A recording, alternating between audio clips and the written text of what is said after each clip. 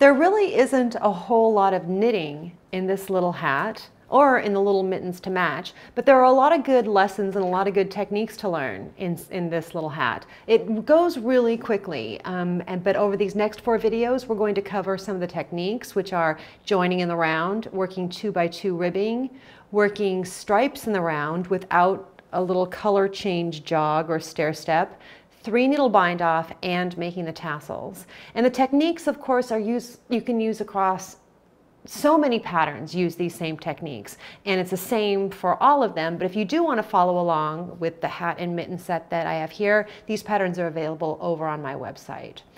So to get started, I have already cast on the number of stitches for the size that I'm knitting, and it's fuzzy on here. The first thing I want to do is to make sure that nothing's twisted on the cord.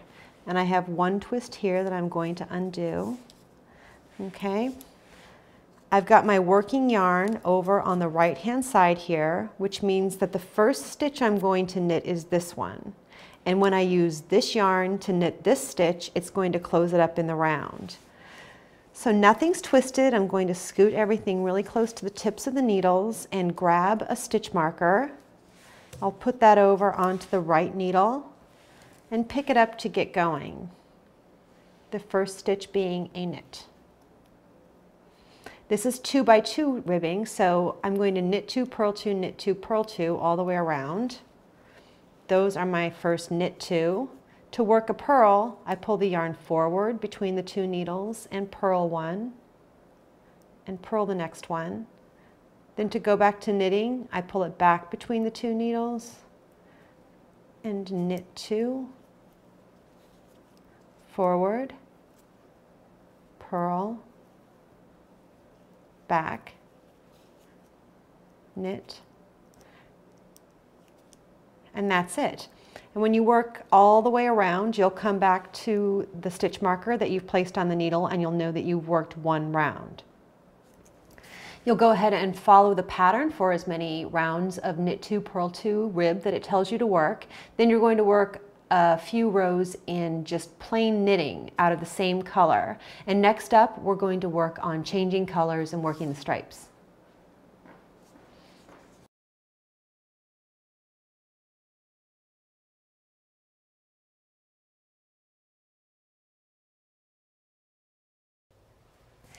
Little projects like this are a great way to use up extra yarn that you have left over from other projects, and it's even better when you start adding stripes because you need smaller and smaller amounts to be able to complete the project. So this project has stripes mostly because it's cute, but also because it's awesome to add stripes to stretch the yarn leftovers to more projects. And I'm going to show you how to do the stripes right now. Here is the hat. I've followed directions and done 2x2 rib, a little more knitting, and I've actually already added 1 stripe of color. I'm going to add this rust color now. Whoops, I don't have my marker in there. There's my marker. First thing I do is put my needle in like I'm going to knit, but instead of grabbing the cream color yarn, I'm going to grab the rust color, leaving myself about a 6-inch tail. I'll just wrap it and pull it through. And that is a color change.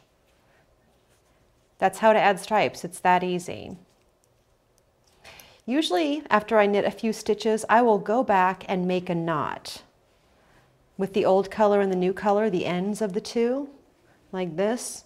I say I usually do it. I always do it, especially when I'm giving away baby things, because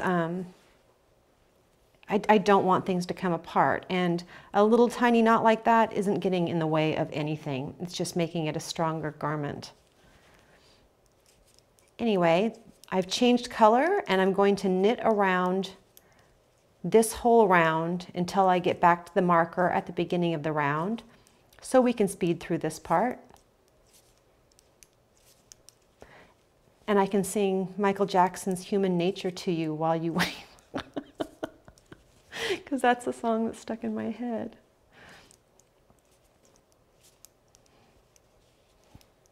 Okay, here we are back at the beginning of the round. I'm just finishing up the last stitch of the first round. I'm going to slip my marker, and this next trick is how to avoid a color change jog when you're working in the round.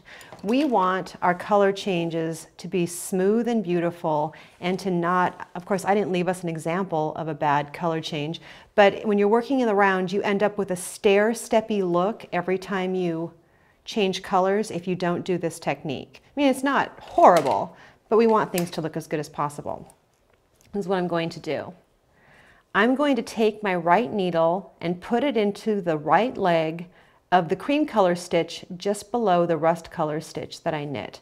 Now when I say right leg, if you think of the stitches like a V, we have a left leg and a right leg. So I'm putting my needle into that right leg and pulling that stitch and putting it up on the needle with the rust colored stitch. I put my needle in and knit those two stitches together. That's it. That's the whole technique. You only have to do it on the second round, the beginning of the second round. The first round of the new color, you go all the way around. Then the first stitch of the second round of the new color is when you do that technique to give yourself a smooth transition. Just a little trick to make everything look better. Next up, we're going to cover closing up the top of the hat using the 3-needle bind off.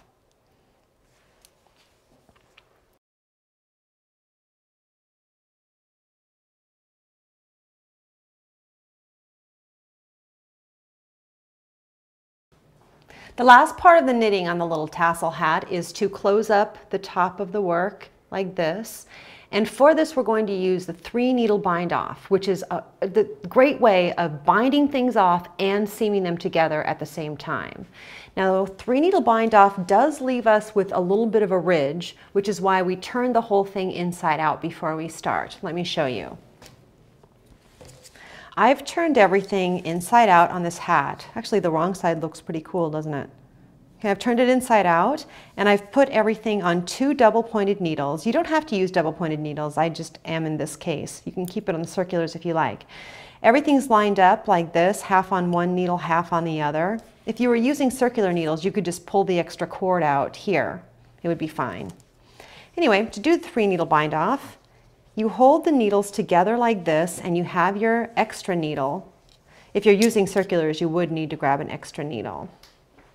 You put your needle into the first stitch on the front needle and then into the first stitch on the back needle, wrap it and pull it through both stitches.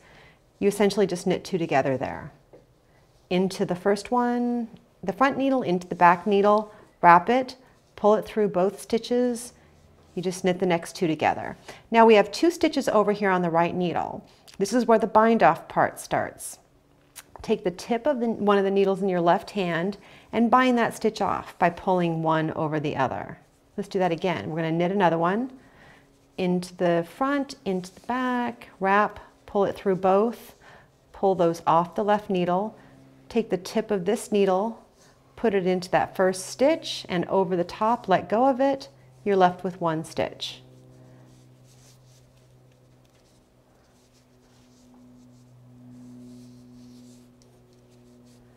You see how we're binding off and seaming at the same time? It's so cool.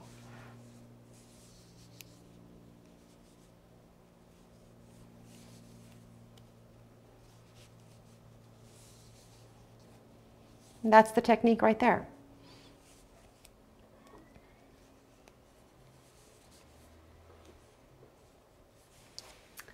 That will finish up the knitting part of the hat, and the last lesson is learning how to make the tassels on the corners of the hat.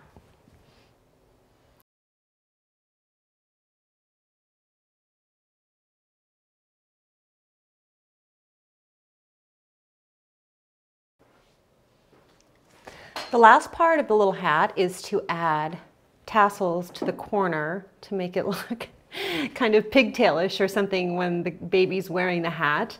And for this, we're going to use all 3 of the colors that we used in the hat. Let me show you how we do this. I've cut a piece of cardboard about 4 inches long, and the first thing I'm going to do is to take the main color of yarn and wrap it. I'm going to start here at the bottom and wrap it 1, 2, 3, 4 times around. I actually want 6 of this color, so I'm going to wrap it 2 more times and then cut the yarn here. going to take the next color and wrap it just 4 times. 1, 2, 3, 4, and cut it. And the last color, doesn't matter if it's perfect, so we're going to trim it when it's all said and done, but 1, 2, 3, 4. Okay, so we know these are all the same length because we wrapped them around here.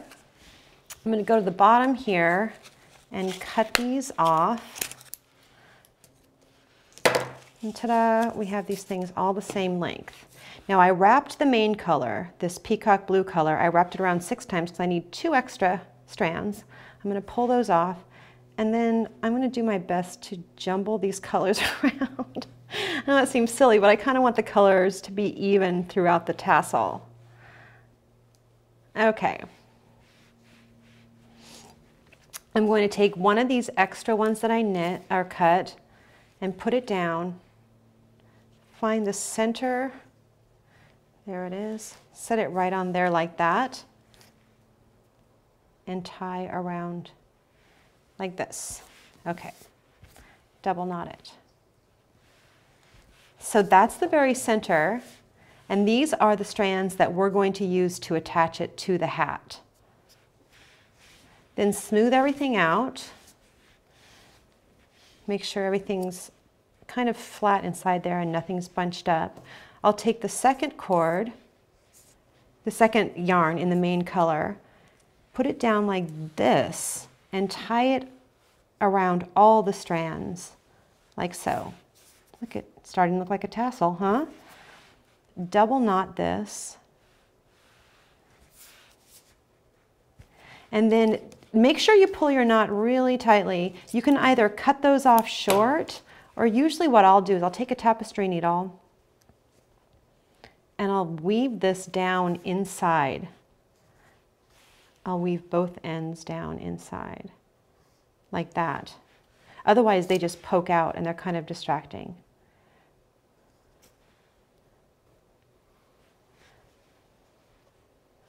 So there we go. That's not distracting, that's even and nice. Except for one of these ends I need to pull on. Anyway, you get the idea. I would tighten up that loop if I could find the end, but I don't feel like taking a lot of time to find that end right now. Okay, so there's our little tassel. You'll see that things are mostly even, but they're not perfect. We can tidy that up a little bit by just trimming the ends like they're bangs. And ta-da, we've got a nice tassel. Last thing we do is to attach it to the hat is to thread these ends, one each, onto a tapestry needle and pull them down into the hat. Tie a little knot and cut those off short, and do it to the other side, and you've got a finished hat.